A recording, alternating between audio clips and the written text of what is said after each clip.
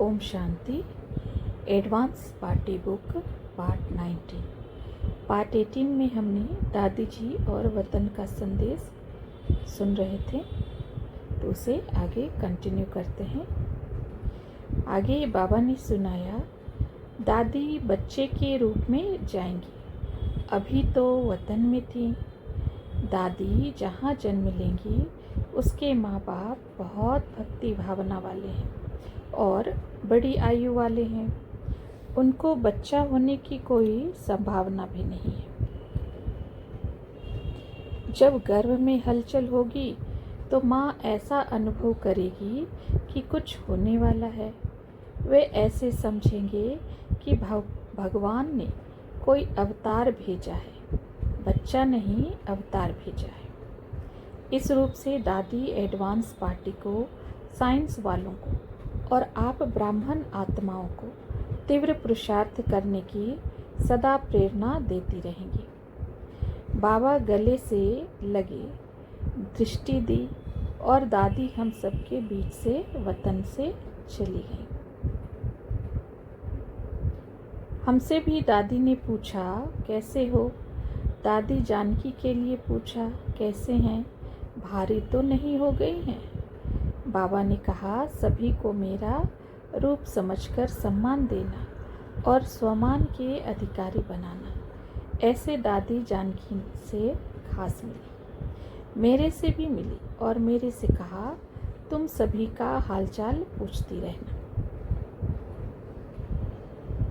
अब आगे क्वेश्चंस हैं। बाप दादा ने दादी को कौन सा राज बताया होगा जिससे दादी खुशी से जन्म लेने को राजी हो गई? तो नंबर 1 है, एडवांस पार्टी वालों को भी वातावरण और साधन सुविधाएं ब्राह्मणों से श्रेष्ठ ही मिलेंगी, क्योंकि वे चढ़ती कला में ही जाएंगे। भल वहाँ उनको ये ज्ञान स्पष्ट नहीं होगा। दूसरा है, विश्व नाटक में सारे कल्प जन्म लेना और देह का त्याग करना ही पड़ता है, उससे कोई आत्मा छूट नहीं सकती है। अभी तो ये जन्म ईश्वरीय सेवार्थ अर्थात विश्व कल्याणार्थ है, तो इसमें अपना और सारे विश्व दोनों का ही कल्याण समाया हुआ है।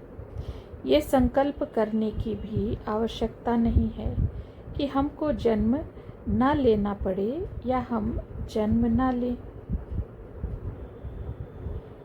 तीसरा है, एडवांस पार्टी वालों का जन्म भी कलयुगी मनुष्यों के सदृश नहीं होगा, परंतु उससे कुछ भिन्न ही होगा।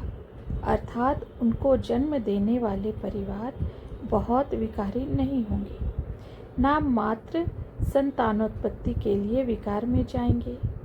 उनके माता पिता चरित्रवान और धार्मिक प्रवृत्ति के होंगे, इसलिए उनको गर्भ में कोई दुख दर्द आदि नहीं होगा या नाम मात्र ही होगा। नंबर 4 है, एडवांस पार्टी वाले ही सतयुग के आदि में एडवांस जन्म लेने वाली आत्माओं को योग बल से जन्म देने के निमित्त बनेंगे या बनाएंगे। इसलिए वे ही योग बल से जन्म देने के विधि विधान का आविष्कार करेंगे। यह काम एडवांस पार्टी में जाकर ही करना संभव है। नंबर 5 है, साइंस वाले विनाश की तैयारी तो कर रहे हैं, परंतु उनको जब ये ज्ञान होगा, जागृति होगी कि भविष्य नई दुनिया स्वर्ग होगा, तो उसके लिए भी तैयारी करेंगे। जाने अनजाने उनको वह प्रेरणा देने वाले भी एडवांस पार्टी वाले ही होंगे, क्योंकि एडवांस पार्टी वालों को स्पष्ट ज्ञान नहीं है, परंतु उनमें ज्ञान के संस्कार हैं और देश काल और वातावरण के अनुसार वे उनके संपर्क में आएंगे। अब है अव्यक्त मुरली से संदेश। यज्ञ की स्थापना के समय के जो बहनें भाई एडवांस पार्टी में गए, वे सब मिलते हैं, लेकिन वहाँ उनको ये पहचान नहीं है। बाबा ने कहा, जैसे आपने यहाँ स्थापना की, ऐसे सतयुग की रचना के निमित्त भी आपको बनना है। वतन में मिलते हैं तो यह स्मृति आती है कि हमको स्थापना के निमित्त बनना है, वहाँ यह स्मृति नहीं रहती। एडवांस पार्टी वाले भी अपने अपने पुरुषार्थ की प्रारब्ध प्रमाण भिन्न भिन्न पार्ट बजा रहे हैं। वे भी आप लोगों का आह्वान कर रहे हैं कि संपूर्ण बन दिव्य जन्म द्वारा नई सृष्टि के निमित्त बनो। उनमें दिव्यता है, पवित्रता है, परमात्मा लगन है, लेकिन ज्ञान क्लियर इमर्ज नहीं है। यह स्मृति नहीं है कि हम संगम युग से आए हैं। अगर ज्ञान इमर्ज हो जाए तो सभी भागकर मधुवन में आ जाएं। ज्ञान की शक्ति है, शक्ति कम नहीं हुई है, परंतु ज्ञान स्पष्ट नहीं है। महसूस करते हैं कि हमारा पूर्व जन्म और पुनर्जन्म महान रहा है और रहेगा। नंबर 6 है, ब्राह्मण परिवार की भी वृद्धि तो होनी ही है और उसमें नियम संयम अलबेले न हो जाएं। नई आत्माएं ब्राह्मण बने, उनको उसकी प्रेरणा देने वाले या सहयोग करने वाले एडवांस पार्टी वाले होंगे। नंबर 7 है, सतयुग की आदि की जनसंख्या 9,16,108 को जन्म देने के लिए एडवांस पार्टी वाले ही निमित्त होंगे या निमित्त बनाएंगे, और वे एक बच्चा और एक बच्ची को जन्म दें तो भी उनकी संख्या कम से कम 9,16,108 तो होनी ही चाहिए।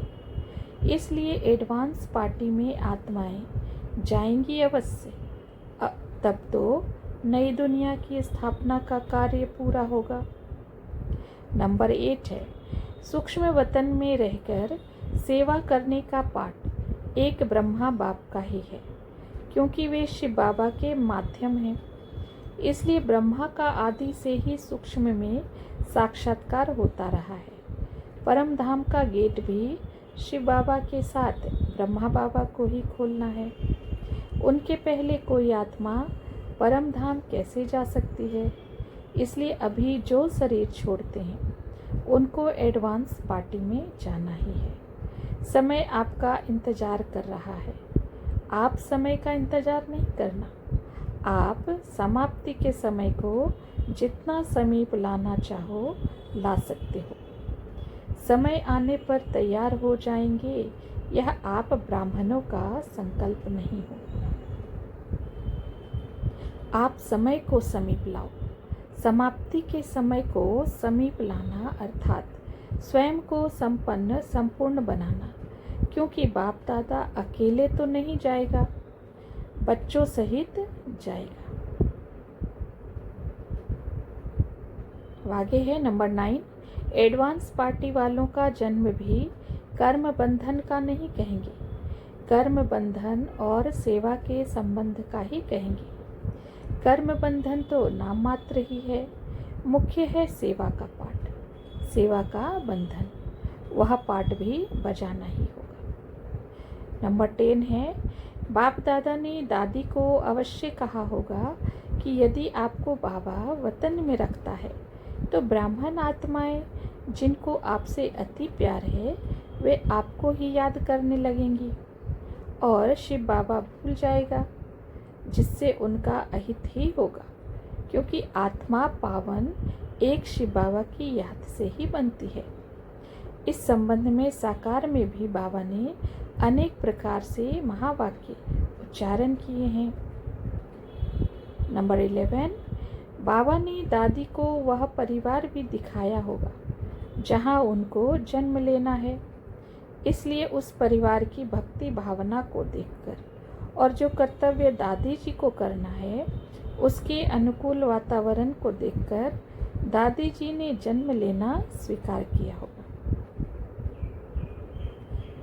अब है नंबर 12, जैसे यज्ञ की स्थापना के आदि में दादी जी ने विशेष पाठ बजाया, मध्य में भी सेवा के आदि में विशेष पाठ बजाया। ऐसे ही नए विश्व की रचना में भी दादी जी को विशेष पाठ बजाना है। उसके लिए विधि विधान निश्चित करने हैं। उनकी नींव डालने के लिए भी दादी जी जैसी शक्तिशाली विशेष आत्मा की आवश्यकता है। वह बात दादी जी को बाबा ने बताई होगी, तो उसके महत्व को समझकर दादी जी ने स्वेच्छा से जन्म लेना स्वीकार कर लिया होगा। सतयुग में कोई अपवित्र नहीं होते और वहाँ बच्चे का इंतजार भी नहीं होता है। यहाँ तो बच्चे का इंतजार करते हैं। वहाँ समय अनुसार आप ही साक्षात्कार होता है। मनुष्य तो कहते हैं यह कैसे हो सकता है। भला यहाँ के संपूर्ण विकारी मनुष्य कैसे समझ सकते कि वहाँ निर्विकारी होते हैं, वहाँ विकार से जन्म नहीं होता है। फिर नंबर 13 है, अभी तो विश्व में कहाँ भी राजाई नहीं है और सतयुग में राज व्यवस्था राजाई की होती है, तो फिर से राजाई स्थापन करने के लिए भी किसी आत्मा को निमित्त बनना ही है। वह काम भी दादी को करना है। उसके संबंध में भी बाबा ने दादी को बताया होगा। वास्तविकता को विचार करें तो जैसी यज्ञ की कुछ आत्माओं की मान्यता है कि जो पुराने राजघराने हैं उनसे सतयुग की राजाई की कलम लगेगी, परंतु यह बात जचती नहीं है, क्योंकि उनके जीवन व्यवहार खान पान को देखें तो साधारण व्यक्तियों से भी पतित हैं। ऐसे में उनके पास ब्राह्मण जीवन से गई एडवांस पार्टी वाली आत्माएं कैसे जन्म ले सकती हैं। इसलिए सतयुग की राजाई की स्थापना किन्हीं सुशील और चरित्रवान भक्त आत्माओं के द्वारा ही होनी चाहिए। इसलिए ही बाबा ने दादी जी को भक्त आत्माओं के घर में भेजने अर्थात जन्म लेने की बात कही है। अब है नंबर 14, बाबा ने इस बात को भी बताया है कि अंत में विनाश के समय बहुत हलचल होगी, हाहाकार होगा। उस समय एडवांस पार्टी को उमंग उत्साह में लाने, उनको हिम्मत दिलाने के लिए कोई शक्तिशाली आत्मा चाहिए। इसलिए उनका सहारा बनने में भी दादी जी को विशेष पाठ बजाना है। वह बात दादी जी को बाबा ने बताई होगी। उस बात की महत्ता को समझकर दादी जी ने जन्म लेना आवश्यक समझा होगा और जन्म लेना स्वीकार कर लिया होगा। नंबर 15 है, अंत में अव्यक्त बाप दादा का पाठ भी पूरा हो जाएगा, क्योंकि ब्रह्मा बाबा को भी बच्चे के रूप में जन्म लेना होगा और निराकार बाप तो परम धाम में बैठ जाएगा। इसलिए उस समय एडवांस पार्टी को किसी विशेष आत्मा के सहयोग की आवश्यकता होगी। वह पाठ भी दादी जी को बजाना है। वह बात भी दादी को बाबा ने अवश्य बताई होगी। नंबर 16, साधारण रूप में और विशेष एडवांस पार्टी के रूप में जो आत्माएं जिन संस्कारों के साथ यहाँ से जाती हैं, उनमें वे गुण संस्कार वहाँ अर्थात गर्भ के समय और बाद में भी अवश्य रहते हैं। यथा एडवांस में जो आत्माएं यहाँ देह से न्यारे होने का सफल अभ्यास करती हैं और वे वहाँ भी इस गुण के आधार पर गर्भ में और जन्म लेने के बाद उनमें वह संस्कार रहता है, जिसके कारण वे कहीं भी जाकर कर्म करने में, सेवा करने में समर्थ होती हैं। इसलिए दादी भी गर्भ में रहते और जन्म लेने के बाद उस गुण संस्कार के आधार पर कर्म करने में समर्थ होगी और विश्व की विभिन्न आत्माओं की सेवा करेगी। नंबर 17, देश काल परिस्थितियों, विनाश और नई दुनिया की स्थापना अर्थात स्थूल सूक्ष्म निर्माण कार्य, योग बल से जन्म लेने देने आदि की बातों पर विचार करें तो ऐसा लगता है कि सतयुग के आदि में आने वाली सभी आत्माओं को एडवांस जन्म लेना ही पड़ेगा। इसके बाद ही वे दैवी जीवन में प्रवेश करेंगी। अब है नंबर 18। कलयुग में है कर्म बंधन का जन्म। सतयुग में कर्म संबंध का जन्म होता है और संगम युग पर सेवा के संबंध का जन्म होता है, जिसको एडवांस पार्टी कहा जाता है। ये सेवा के संबंध का जन्म भी अति न्यारा और अति प्यारा है, जिसका महत्व सतयुग के जन्म से भी श्रेष्ठ है। सेवा के बंधन से एडवांस पार्टी में जो आत्माएं जाती हैं, वे पूर्व जन्म में जो परमात्मा के साथ से और ज्ञान की धारणा से देह से न्यारे होने का अभ्यास किया है, उनकी वह महारत उनको एडवांस पार्टी के जन्म में प्राप्त रहती है, जिससे वे एडवांस पार्टी का कार्य सहज रीति कर सकते हैं।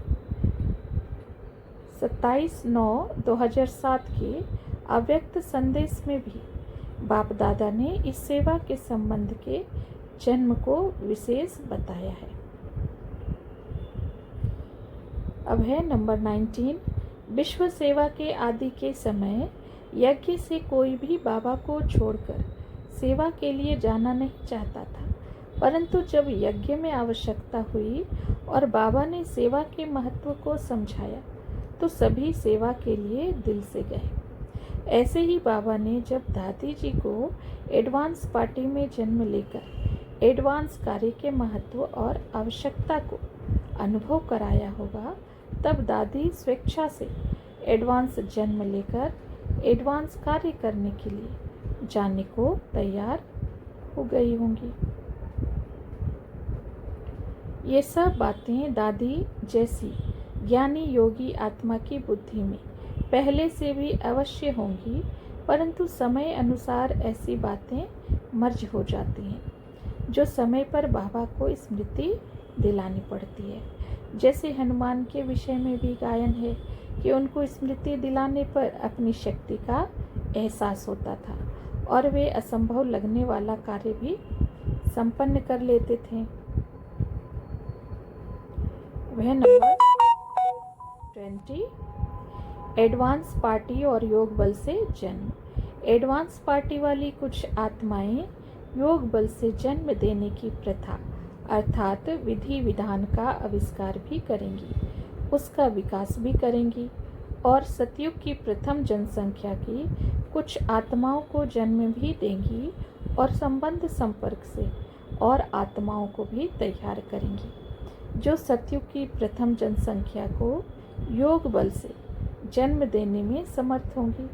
उसमें भी वे ही आत्माएं होंगी जो अपने पूर्व जन्म में थोड़ा ज्ञान लिया होगा और संबंध संपर्क में आई होंगी, क्योंकि एकदम ज्ञान से अनभिज्ञ आत्माएं तो ये कार्य कर नहीं सकती और ना ही वे एडवांस पार्टी के संबंध संपर्क में आ सकती हैं।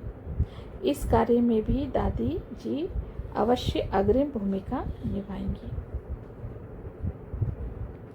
विनाश के समय तक ये ज्ञान प्रायः लोप हो जाएगा, नहीं तो ज्ञान का वह संस्कार अर्थात ज्ञान सतयुग में भी चला जाएगा। विनाश और स्थापना के अंतिम बिंदु पर आत्मा में यही शक्ति रहेगी कि वह सहज आत्मिक स्थिति में स्थित होकर देह से न्यारी हो जाए। यही शक्ति एडवांस पार्टी की आत्माओं से योग बल से जन्म देने वाली आत्माओं को भी वर्षे में मिलेगी। विनाश के समय एडवांस पार्टी में गई कई आत्माएं शरीर छोड़कर परम धाम जाएंगी और आकर योग बल से जन्म देने वाली आत्माओं के पास जन्म लेंगी। योग बल से जन्म देने वाली आत्माएं भी एडवांस पार्टी की ही होंगी, परंतु जन्म लेने वाली आत्माएं अधिक आत्मिक शक्ति से संपन्न होंगी। उनका खाता अधिक संचित होगा, जिससे वे सतयुग में पहले आएंगी अर्थात एडवांस जन्म लेंगी।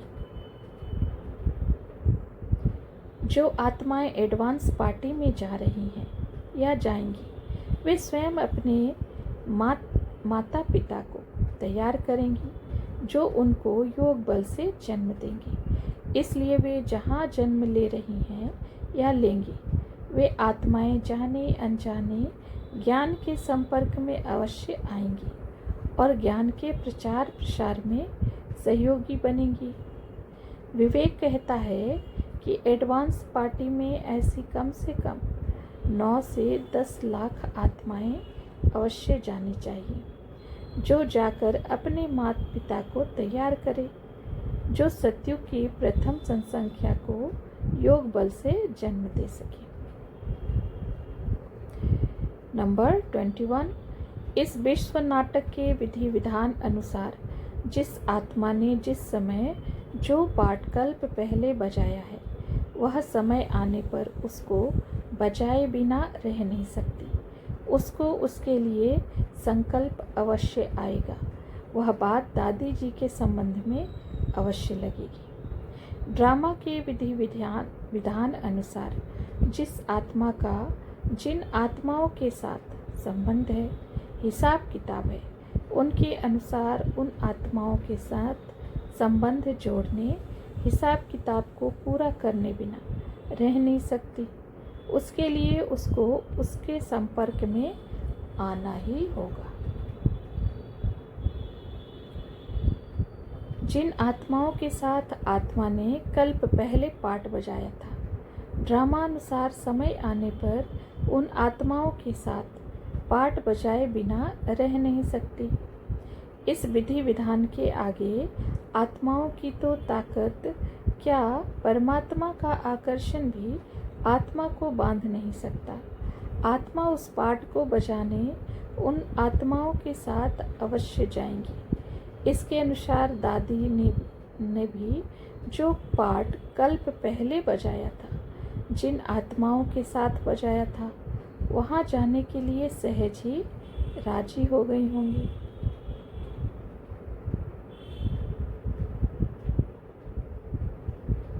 आगे है अव्यक्त बाप दादा का संदेश। बाबा ने कहा, बच्ची अभी पाठ बजाने के लिए गई है, कर्मों के हिसाब से, कर्म संबंध के हिसाब से नहीं गई है, लेकिन सेवा के संबंध से गई है। यह सेवा के संबंध का जन्म बहुत न्यारा होता है। न्यारापन क्या क्या होता है, कुछ तो बाबा सुनाओ। बाबा ने कहा, अभी नहीं सुनाऊंगा, जब जन्म ले लेगी फिर सुनाऊंगा।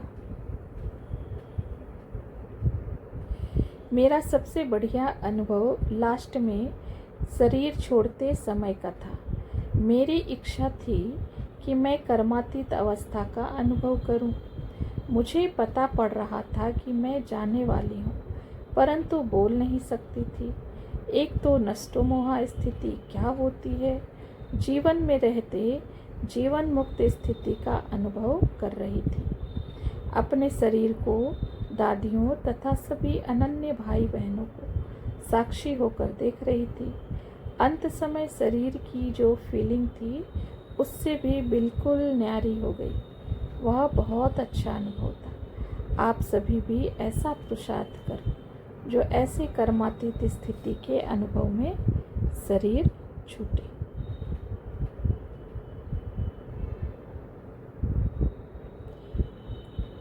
क्वेश्चन है, कर्मातीत स्थिति का अनुभव जैसा दादी ने अंत समय किया और हम सबको भी करने के लिए प्रेरणा दी, उसका आधार क्या है, अर्थात वह कब और कैसे हो सकता है।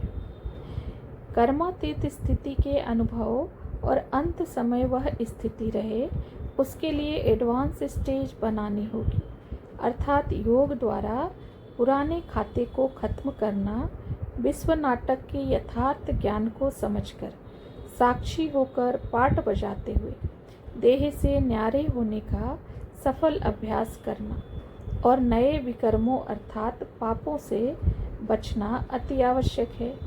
इस पुरुषार्थ द्वारा जब पुण्य का खाता जमा होगा, पाप का खाता खत्म होगा, तभी इस कर्मातीत स्थिति का अभी अनुभव होगा और अंत समय वह स्थिति होगी, अर्थात उस स्थिति में देह का त्याग कर सकेंगे, जैसे दादी जी ने किया। इसलिए अव्यक्त बाप दादा सदा ही ऐसा देह से सहज न्यारा होने का अभ्यास करने की प्रेरणा देते रहते हैं।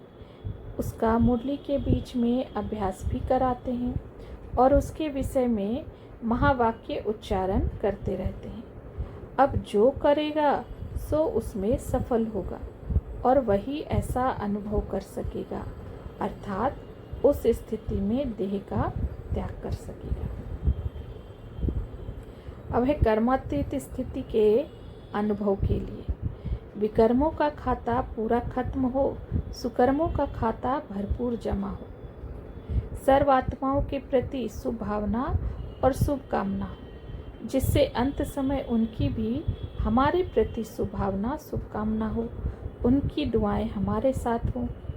सर्व व्यक्तियों और वस्तुओं से नष्टो मोहा स्थिति हो, अर्थात सबसे इस देह के साथ के हिसाब किताब खत्म हो और एक परमात्मा के साथ बुद्धि योग हो, जिससे न मुझको किसकी याद आए और न किसको मेरी याद आए, अर्थात किसकी याद मेरे को खींचे नहीं। देह से न्यारे होने का सफल अभ्यास हो, अपनी देह के साथ भी मोह ना हो।